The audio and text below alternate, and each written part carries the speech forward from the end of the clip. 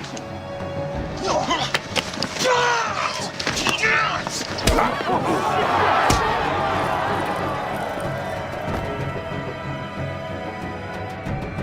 Hey, rehearsal's up, quiet please.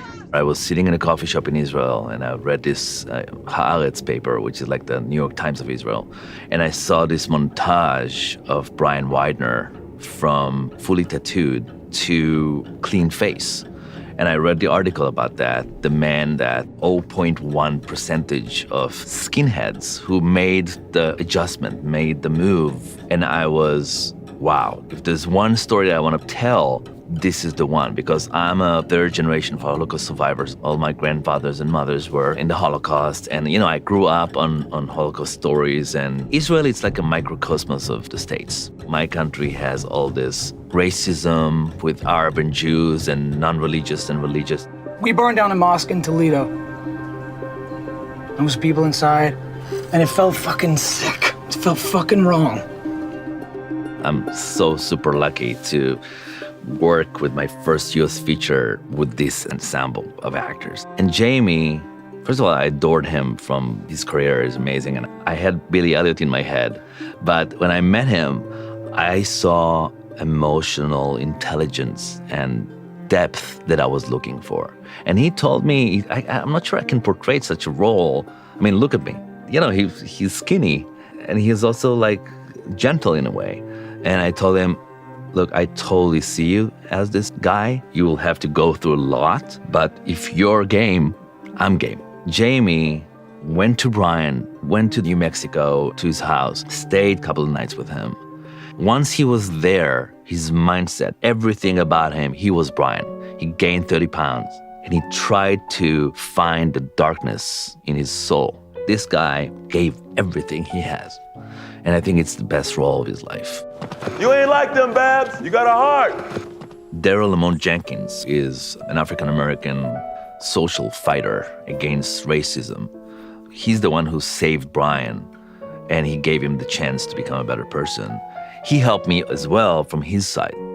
So I had Brian from the extreme right perspective, and I had Daryl Lamont Jenkins giving me the Antifa point of view of how they fight those racists and fascists and how they leave a sliver and a door for them to come out if they want to. See this?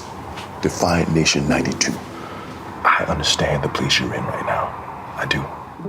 Mike called me and he said, I want to do something different from Luke Cage. I want to do something completely different. And he kind of fell in love with Daryl. And Daryl, by the way, is a big fan of Mike. And when he learned that Mike gonna portray him, he was over the moon. And when they met, there was such an amazing understanding of who Daryl is. This is Julie.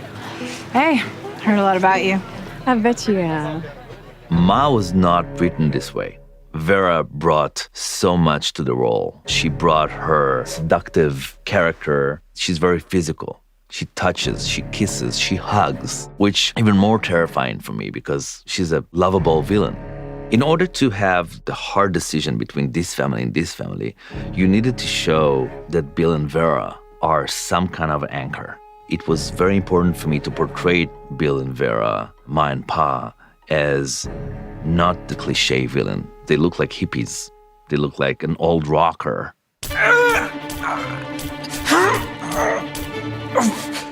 The more tattoo you have on your body, the more respected you are in the community of the neo-Nazi skinheads. And I think that the covering and the whole element, the physical element, was essential for skin to get real. Jamie's being tattooed from 4 a.m. till 7 a.m. every single day and did the tattoos again and again and again on his face, on his entire body. The tattoos that Stephen Battles created allowed Jamie to get all the scars and the scratches and all the stuff on top of the tattoos. Jamie could fight, he could take a shower, he could do everything with the tattoos without them being damaged. Brian is a damaged man. He has some anger issues. You know, he's trying to deal with it. He's trying to push it down. But what I ask the audience, can you forgive him? Or can you accept he's willing to be a better person? You know, at least he's trying to do this. But it's not a perfect redemption. I wanted to bring the real characters at the end and see those faces and understand that this friendship between Brian and Daryl is real. Daryl is a fighter, but he knows that there's always a chance for someone. And that's something that not a lot of people have. There's no forgiveness in a lot of people today. And that's what I'm trying to look for within this film. I walked away from the emptiness of what I had seen.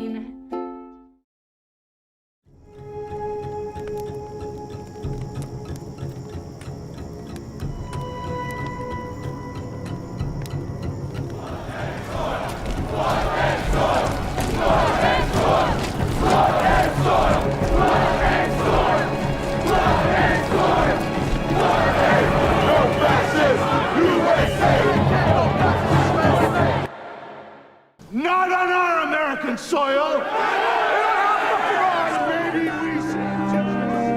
We've come too far. I'm not putting them back in this shit.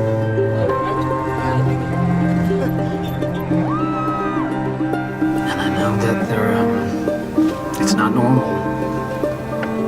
But this is what I have.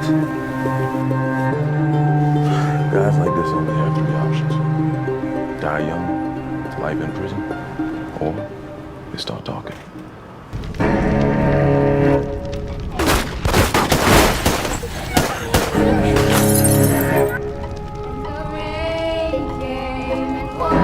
God dropped the fucking match. Rat has to go.